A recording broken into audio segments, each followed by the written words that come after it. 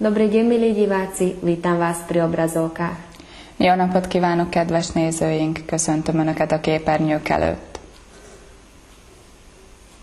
Určite si už mnohí z vás všimli práce, ktoré prebiehajú v cintoríne pri Dome smútku. Obecnému zastupiteľstvu sa takto splnilo dlhoročné prianie, v rámci ktorého bude obnovený Dom smútku a jeho okolie. Bizonyára már sokan felfigyeltek a temetői halottasház körüli munkálatokra.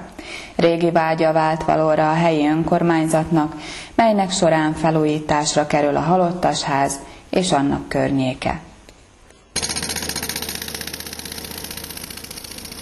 Budova sa rozrastie ďalšími novými miestnosťami, kde priestor dostane aj miestnosť s technickým vybavením, budova dostane aj nové zastrešenie s krytým popredím, ktorého časťou bude aj zvonica.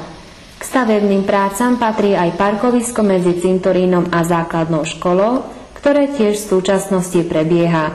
Žiaľ, stavebné práce trochu komplikujú smutočné obrady. Z toho dôvodu obecný úrad a obecné zastupiteľstvo prosia o trpezlivosť obyvateľov. Az épület egy új szárnnyal bővül, ahol a technikai berendezések, illetve mellékhelyiségek kapnak helyet, valamint új tetőt is kap az egész épület fedett előtérrel, melynek része egy harangláb lesz. Az építési munkálatokhoz hozzátartozik még a temető és az is közötti parkoló kialakítása is, mely szintén folyamatban van.